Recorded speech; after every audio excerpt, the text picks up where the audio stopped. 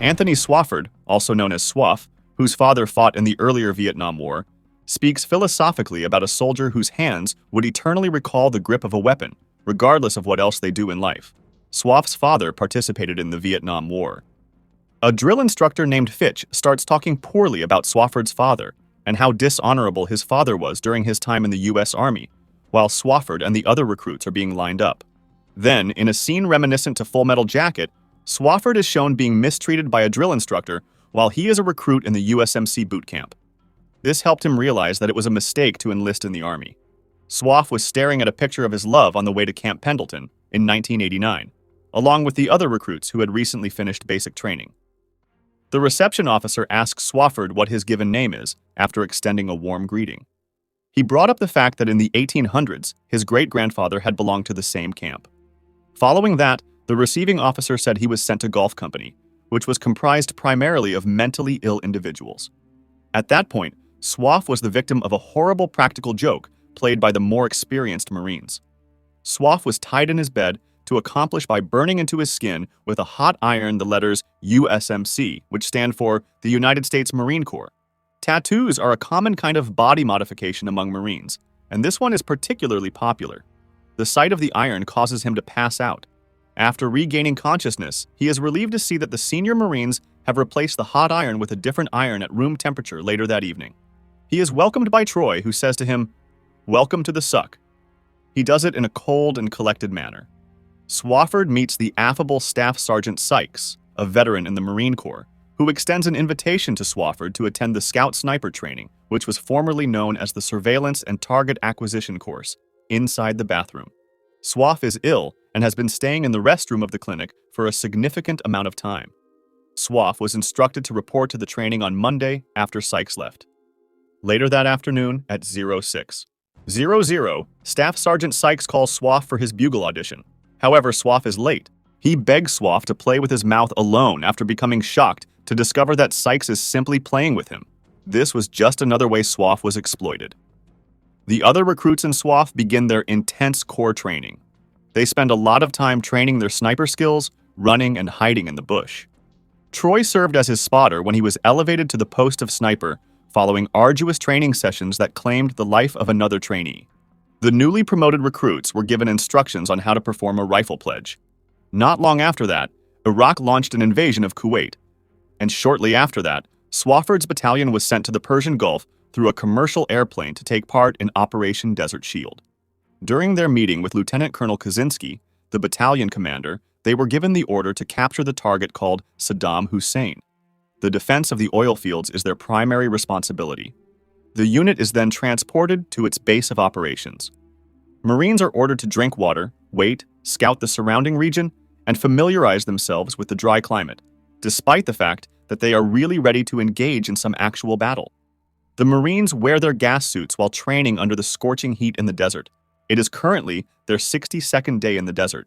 Many of the Marines worry that during the protracted wait, their wives or girlfriends back home would cheat on them. Publicly visible photos of women who have broken off their romantic relationships with unit members are posted on a board. Marines are being interviewed by field reporters to find out more about their locations, personal histories, and experiences as soldiers in Saudi Arabia. Sykes insisted that his team play American football in their NBC jerseys, despite the temperature outdoors reaching 112 degrees, so the field reporters could witness how well they performed in the heat. During the time that the cameras are rolling, the game devolves into a boisterous dogpile, and a few of the Marines engage in lighthearted miming of sensual activities. After being humiliated by his platoon's impolite behavior and lack of discipline, Sykes orders the cameras and crew to leave the area. As a further form of punishment, the Marines are made to construct and dismantle a gigantic pyramid made of sandbags while it is raining later that evening. After their heavy punishment, the squad went back to their camp and received some letters from their loved ones. Swoff got a letter from Christina, her girlfriend. Following the news that her lover has made a new friend, Swofford begins to suspect that his fiancée is cheating on him, or soon will. The most well-known and embarrassing of these incidents befalls Detman, who discovers that a seemingly innocuous VHS copy of The Deer Hunter that his wife brought him is actually a handmade pornographic videotape featuring her having an affair with their neighbor. It seems that Detman did this as payback for his own promiscuity. The males are watching the tape while seated. Fergus, a member of Swofford's squad, inadvertently started a fire that spread to a tent and a box of flares when they were celebrating Christmas in a spontaneous manner. Swofford is to be held responsible for what happened, since he was meant to be keeping watch, but instead had Fergus take his place. The result of this actions is that Swofford is demoted from Lance Corporal to private and forced to do the degrading task of burning feces. Due to the punishments, the heat, and the monotony, Swofford is briefly pushed to the verge of mental collapse. These elements add to his condition, as do his emotions of loneliness and his suspicions about his girlfriend's infidelity. He makes threats against Fergus, a fellow Marine, and nearly pulls the trigger. The coalition forces launched Operation Desert Storm, a ground operation, after the protracted war in the desert, and the Marines were dispatched to the border between Saudi Arabia and Kuwait. Since the crew did not want any adverse effects after the attack, they were each given a PB pill to take in place of the nerve agents. They will be protected from the chemical reactions that are caused by the bombs and weaponry. The group began digging out their hiding spots in the interim to get ready for the approaching attack. In the final moments before the action begins, Swofford finds out from Sykes that Troy concealed his criminal history when he joined the military and that he would be let go after the wars are over. The USMC brand is then applied to Troy's legs. Now that friendly forces have accidentally launched an airstrike,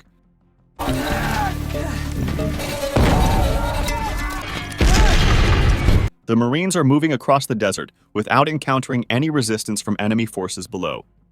Friendly fire from an A-10 close air support aircraft against U.S. vehicles has the potential to kill civilians. The forces go forward down the highway of death, which is littered with burned corpses and the wreckage of cars that have been set on fire as a result of the bombing campaign. Later, the Marines come upon flaming oil wells that were torched by the fleeing Iraqis. They try to dig sleeping holes despite the deluge of crude oil that is falling from the sky. Before they were able to kill them, Sykes gave the order for the squad to relocate to a location where the wind would shield them from the oil rain. Swoff finds out that Fowler has defiled an Iraqi body, while Swoff is in the process of digging fresh sleeping holes. This realization pushes Swoff to the point where he wants to attack Fowler. However, all he accomplishes is take the corpse and bury it somewhere. At last, a combative mission has been given to Troy and Swofford. Their objective is to kill 2 Iraqi officials who are allegedly sheltering in a control tower at a combat-damaged airport. The 2 take up positions in an abandoned building, but before Swofford can use his scope to focus on one of the officers, another Marine unit appears and orders an airstrike. Troy begs the officer in command, Dennis Haysbert, to let them take the shot in an attempt to finally score a kill. As a result of his pleading being ignored, Troy spirals into a pit of despair and begins to cry.